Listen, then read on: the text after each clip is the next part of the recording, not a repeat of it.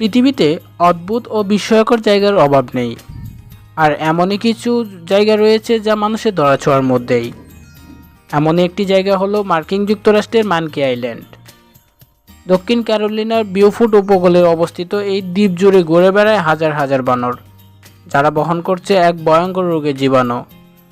দ্বীপে যাওয়া সম্ভব হলে দেখা যাবে দ্বীপ জুড়ে নিশ্চিন্তে ঘুরে বেড়াচ্ছে কয়েক হাজার বানর। তবে এই বানরগুলো কোনো সাধারণ বানর নয়, কারণ এইগুলো বহন করছে এক ভয়ঙ্কর রোগের জীবাণু। চলুন তাহলে অন্য জলের নতুন এই পর্বে জেনে নেওয়া যাক এই সম্পর্কে আরও কিছু তথ্য। তার আগে বলি, আপনি যদি এই চ্যানেলে নতুন হয়ে থাকেন, আপনার কাছে অনুরোধ থাকবে চ্যানেলটি সাবস্ক্রাইব করে পাশে থাকা বেল আইকনটি অন করে দেওয়ার জন্য।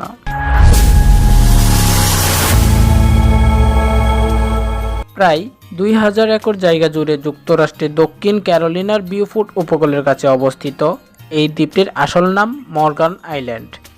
আর এই রহস্যময় দ্বীপে আনুমানিক প্রায় 4000 বানর বাস করে। 1979 সালে ভাইরাস হারপিস বি এর জীবাণু বহনকারী রিচার্ড ম্যাকাক বানর পুয়ের্তো রিকোর একটি গবেষণা কেন্দ্র থেকে পালিয়ে আসে। বানরগুলো পালিয়ে যাওয়ার পর স্থানীয় স্তরে হারপিস বি মহামারী দেখা দিয়েছিল। এর জেরে দক্ষিণ ক্যারোলিনার একটি জনবসতিহীন দ্বীপের প্রস্তাব দেয়, যেখানে বানররা বাস করতে পারে এবং বংশবৃদ্ধি করতে পারে। যাই হোক, দ্বীপটি নিয়ে বিতর্ক রয়েছে, কারণ বলা হয় এটি একটি গবেষণা স্পট হিসেবে এখন ব্যবহার করা হয়। কিছু প্রাণীকে চিকিৎসা শাস্ত্রে পরীক্ষার জন্য ব্যবহার করা হয়, যদিও এই স্পটটি দ্বীপে হয় না।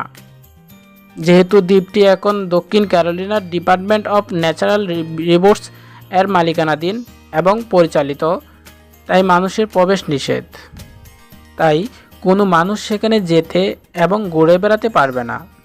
তবে কিছু বোট ট্যুর এর ব্যবস্থা রয়েছে, যাতে চড়ে আপনি স্পটটির চারপাশে ঘুরে বেড়াতে এবং প্রাণীদের এক ঝলক দেখতে পারবেন।